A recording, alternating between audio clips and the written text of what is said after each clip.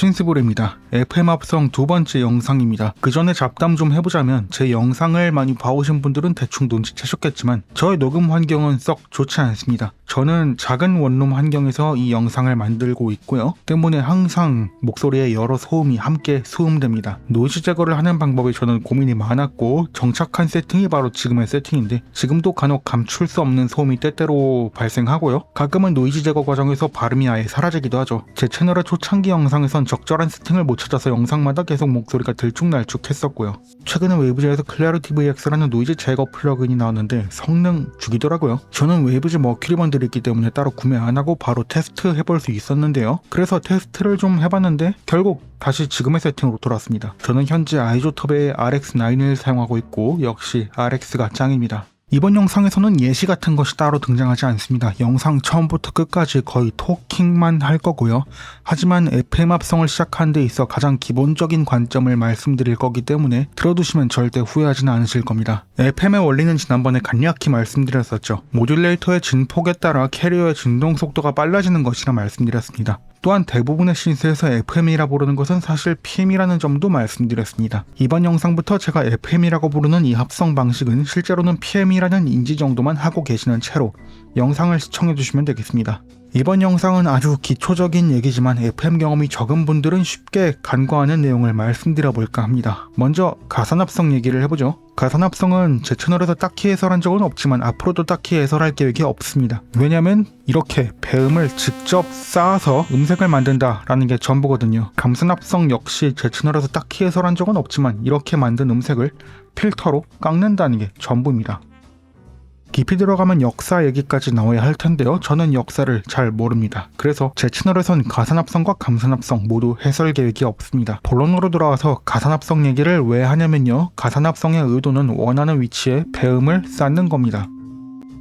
수백 개 배음을 직접 쌓는 일이 예전의 하드웨어에선 정말 어려웠는데 지금의 소프트웨어 환경에서는 키보드와 마우스로 간단하게 해결할 수 있거든요. 배음을 쌓는 행위가 정말 쉬워졌다는 겁니다. 그래서 작정하고 이렇게 쭉 그어버리면 일일이 배음을 쌓을 필요도 없이 배음을 꽉 채울 수 있겠죠. 이 소리는 감산합성의 재료로서는 정말 좋은 오실레이터가 될 수 있습니다. 깎아야 할 것이 많으니까요. 그러나 가산합성으로서는 더 이상 배음을 쌓을 곳이 없죠. 그래서 가산합성으로 배음을 쌓을 때는 꽤 현명하게 진행해야 합니다. 물론 가산합성으로도 배음을 뺄 수는 있습니다. 어쨌든 이 배음을 쌓는 과정이나 빼는 과정이나 가산합성의 조작 측면에선 똑같기 때문에 현명하게 진행해야 하는 건 똑같죠. 이제 FM으로 돌아옵시다. FM은 변조량에 따라서 배음이 추가됩니다. 이것이 FM의 가장 기본적인 규칙입니다. 모듈레이터 캐리어의 주파수 비에 따라 배음이 생성되는 위치가 달라지고요. 이렇게 원하는 위치에 배음을 쌓는다는 의도 면에서는 가산합성과 동일합니다. 하지만 보통 이 배음이 추가된다는 것만 이야기하기 때문에 어떤 점을 주의해야 하는지 FM에 익숙하지 않은 분들은 간과하기 쉽습니다. 만약 지금처럼 두 개의 오실레이터를 통해서 변조하면 별거 아닌 것처럼 보이는데도 변조량을 쭉 올려버리면 굉음이 발생하죠. 지금 이때 애널라이저를 보세요. 더 이상 배음을 쌓을 공간이 마땅치 않습니다. 여기서 FM의 규칙을 하나 더 알 수 있습니다. 변조는 적당히 하는 게 좋다는 겁니다. 그리고 딱 의도한 정도로만 할 줄 아는 요령을 터득하셔야 합니다. 실제로 여러 오실레이터를 사용한 복잡한 알고리즘의 프리셋을 살펴보면 각각의 변조량이 그다지 크지 않습니다.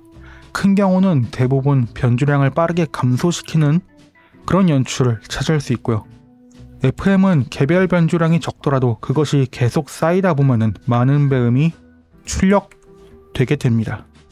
가산합성 이야기를 왜 했는지 이해가 가시나요? 가산합성은 이렇게 편리하게 쭉 그어버리면 배음이 꽉 차버려서 더 이상 쌓을 곳이 마땅치 않게 됩니다. FM도 마찬가지입니다. 변조량을 적절히 조절해서 한정된 배음의 양을 어떻게 현명하게 쌓을지 고민해야 합니다. 만약 FM 변조를 통해 이미 쌓아진 배음 위에 배음을 더 쌓고 싶다면 그때부터는 의도에 따라 뱀을 쌓는다 라기보다는 실험과 감각의 영역이고요. 흔히 EDM에서 이야기하는 FM 베이스가 이런 감각의 영역에 가깝습니다. 어쨌든 이 점을 충분히 이해하셨다면 6개의 오실레이터 모두를 사용하는 FM 변주에 그다지 감탄할 필요가 없어집니다. 변주량을 현명하게 조절하실 줄 알게 되면 오실레이터의 개수가 얼마나 많건 적건 그다지 감탄할 포인트가 아니라는 점을 알게 될 겁니다. 자, FM이라는 게 배음을 현명하게 쌓아야 하는 거라면 최대한 배음이 없는 파형으로 시작하는 게 좋겠죠. 네, 그래서 FM은 거의 대부분의 경우 사인파로 시작합니다. FM은 사인파로 그 역사를 시작했고요.